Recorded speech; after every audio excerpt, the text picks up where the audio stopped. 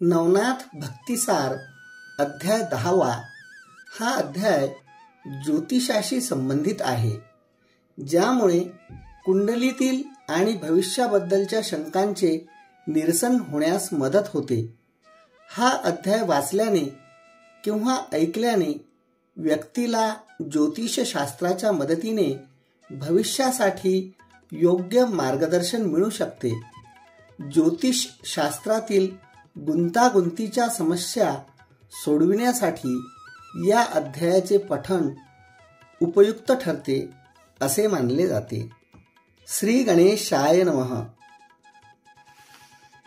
कनक नगरी गावात मच्छिंद्रांनी गोरक्षास ब्रह्मज्ञानाचा उपदेश केला. वेदशास्त्रासहित रसायन, ज्योतिष, व्याकरण, जलतरण, अश्वरोहण, संगीत, नाट्य, शृंगार, मीमांसा, पंचकाव्ये व शस्त्रादिक सर्व विद्यांचे दान देऊन शाबरी कवित्वही शिकवले. शाबरी मंत्राच्या प्रभावाने समस्त देवतांना आवाहन करून गोरक्षाला त्यांच्या पायावर घातले. त्याला सर्व देवता अनुकूल करून देऊन त्यांच्याकडून गोरक्षास अनेक वरदाने मिळवून दिली. त्यावेळी गोरक्षाचे बल, तेज व विद्या यांचे सामर्थ्य वाढविण्यासाठी त्याला तपश्चर्येला बसवावे असे 52 वीरांसह श्रीराम, सूर्य वगैरे सर्व देवतांनी मच्छिंद्रास सूचना करून ते सर्व देवता आपल्या स्थानी निघून गेले. एके दिवशी मच्छिंद्रनाथ कामासाठी बाहेर गेले. गोरक्ष गावाबाहेर एकांतात एकटाच संजीवनी मंत्राचे पाठ करीत बसला होता. तो एकटाच आहे असे पाहून जवळच मैदानात खेळणारी मुले त्याच्या जवळ आली. त्यांच्यापैकी एकाने चिखलाचा म्हणजेच ओल्या मातीचा गोळा करून त्यांच्यापुढे ठेवला. त्या चिखलाची गाडी करून देण्याचा हट्ट धरला, परंतु त्यांना टाळण्यासाठी गोरक्षनाथ म्हणाला, मला गाडी करता येत नाही, तुम्हीच बनवा आणि खेळा. मग मुलांनी जमेल तशी सर्वांनी मिळून गाडी बनवली. आता तिच्यावर बसण्यासाठी गाडीवान पाहिजे, तो त्यांना करणे जमेना. मुले पुन्हा गोरक्षाकडे आली, गाडीवान तरी करून द्या. गोरक्षाला सारखे नाही म्हणणे अपराध्यासारखे वाटले, म्हणून तो चिखलाचा मनुष्य तयार करू लागला. एकीकडे हाताने पुतळा करीत असताना गोरक्ष संजीवनी मंत्राचे पठणही करीत होता. त्या मंत्राच्या प्रभावाने तो चिखलाचा पुतळा पंचमहाभूतांच्या तत्वाने व्याप्त झाला. देहात अस्थि, मांस, रक्त उत्पन्न होऊन त्वचाही आली, अवयव सजीव झाले. ही संधी साधून करभाजन नारायणाने जीव रूपाने त्यामध्ये संचार केला. त्यामुळे तो पुतळा जिवंत होऊन तेथे एक बालक निर्माण झाले व ते नैसर्गिक रीतीने रडू लागले. तो आवाज ऐकून तेथे जमलेली मुले भूत भूत म्हणून सैरावैरा पडू लागले. मोठ्याने ओरडून सांगू लागली, गोरक्षाने भूत आणले. वाटेतच त्याला मच्छिंद्र भेटला. त्याने मुलांना धीर देत म्हटले, कोठे आहे भूत, मला दाखवा, मी त्याला शिक्षा करतो.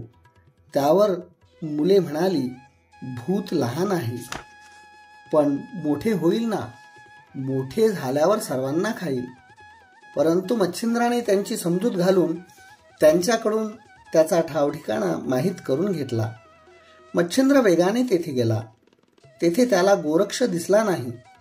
चिखलाचा पुतळा जिवंत झाल्याचा चमत्कार पाहून तोही घाबरून लपून बसला.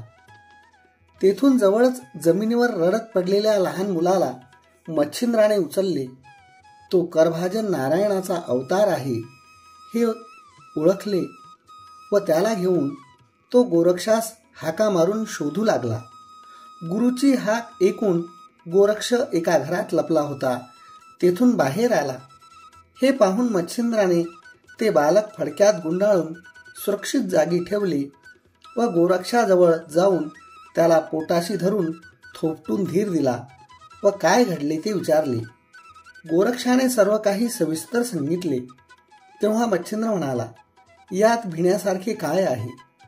तू चिखलाचा पुतळा बनवित असताना तोंडाने संजीवनी मंत्र म्हणत होतास, म्हणून तो जिवंत झाला.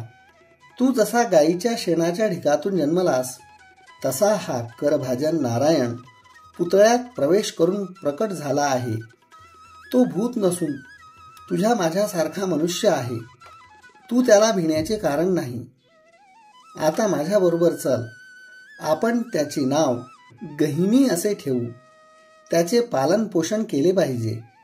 अशा प्रकारे सर्व वृत्तांत सांगून मच्छिंद्राने गोरक्षाला भीती घालून निर्भय केले.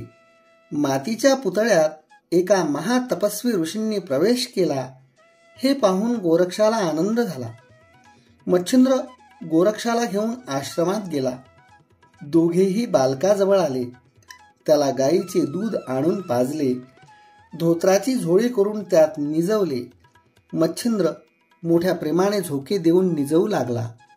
ही घटना गावातील लोकांच्या कानावर गेली. गावातील मोठमोठी मंडळी आश्रमात येऊन चौकशी करू लागली. मच्छिंद्रनाथाने त्यांना सर्व हकीकत सांगितली. संजीवनी मंत्राच्या सामर्थ्याने आपल्या शिष्याकडून मातीचा पुतळा जिवंत करणारा मच्छिंद्र ब्रह्मदेवाहून शुक्राचार्याहून अधिक श्रेष्ठ आहे. सर्वांनी त्यांची प्रशंसा केली. गावामध्ये मच्छिंद्राविषयी आदर भावना वाढली. अनेकांनी त्याच्या पायावर डोके ठेवले. तेथून पुढे तीर्थयात्रा करीत हिंडताना मुलालाही बरोबर नेणार अशी मच्छिंद्रांची इच्छा पाहून मुलास नेऊ नये. बालकाचा सांभाळ करणे पुरुषांचे काम नाही. याच्यामुळे तुम्हालाही त्रास होईल. बालकाची अनास्था होईल. इतके लहान बालक आईच्या संरक्षणाखालीच चांगले राहू शकेल असे ग्रामस्थांनी मच्छिंद्राला सुचवले व त्याला एखाद्या बाईच्या स्वाधीन करावे असा सल्ला दिला. हे ऐकून मच्छिंद्र म्हणाला, तसे झाले तर बरे होईल. मच्छिंद्रांची तयारी आहे. हे पाहून ग्रामस्थ म्हणाले, स्वामी, आमच्या गावात मधू आणि गंगाबाई नावाचे एक सुखवस्तू जोडपे आहे. त्यातील गंगाबाई महापतिव्रता आहे. पोटी संतान नसल्यामुळे ते दोघे दुःखी आहेत. त्यांच्या स्वाधीन हा मुलगा करावा. ते आस्थेने, मायेने व आनंदाने याचे संगोपन करतील. सर्वांनी मनापासून त्या जोडप्याची प्रशंसा केली. म्हणून मच्छिंद्राने त्या जोडप्याला बोलावून घेतले. त्यांना सर्व प्रकार सांगितला. त्यांचे म्हणणे शांतपणे ऐकून घेतले. बाळाचा स्वीकार करण्यास त्यांची अनुमती आहे हे लक्षात येताच त्याला गंगाबाईच्या ओटीत घातले आणि सांगितले, माते, हा करभाजन ऋषींचा अवतार आहे. हा जगद्वंद्य कीर्तिवंत होईल. हा 9 नारायणापैकी एक आहे. याची गती अतिशय गहन असल्यामुळे यांचे नाव गहिनी ठेवले आहे. आम्ही तीर्थयात्रेला जातो. पुन्हा 12 वर्षांनी माझा शिष्य गोरक्ष येथे येईल. तो याच्यावर अनुग्रह करून त्याला योग्य शिक्षा देईल. त्यावेळी तू हा पुत्र जगाच्या कल्याणाकार्यासाठी आम्हाला परत देशील. तेव्हा गंगाबाई म्हणाली, महाराज, तुम्ही मला हा पुत्र देऊन जगाच्या दृष्टीने मातेचा सन्मान प्राप्त करून दिलात. तुमचे आमच्यावर अनंत उपकार आहेत. पण 12 वर्षांनी तुम्ही याला घेऊन जाणार असाल तर मला संगोपन करून काय मिळणार?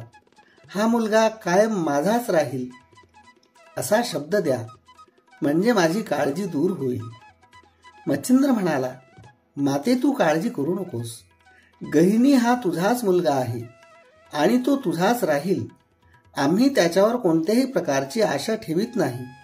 निशंक मनाने याला घरी घेऊन जा. 12 वर्षांनी गोरक्षनाथ त्याला दीक्षा देण्यासाठी येईल व कार्य झाले की तीर्थयात्रेला जाईल. नाथाने त्या बाळाला चिरंजीव हो असा आशीर्वाद दिला. झोळीतून भस्म काढून त्याच्या सर्वांगाला फासले. त्याच्या गळ्यात मोहनास्त्र बांधून सर्वासमक्ष त्या गंगाबाईच्या स्वाधीन केले. तिने वात्सल्य भावाने मुलाला हृदयाशी धरले. त्या क्षणी तिच्या स्तनात दूध उत्पन्न झाले. मग तिने बाळाला स्तनपान केले. आनंदाने घरी गेली. गावातील सुवासिनी बोलावून त्याचे थाटात बारसे केले. त्याचे नाव गहिनी ठेवले. त्यानंतर काही दिवस त्या गावात राहून मच्छिंद्रनाथाने गावकऱ्यांचा निरोप घेतला व गोरक्षाला घेऊन तो तीर्थयात्रेला निघाला. मार्गामध्ये त्याने गोरक्षाची विविध प्रकारांनी परीक्षा घेतली.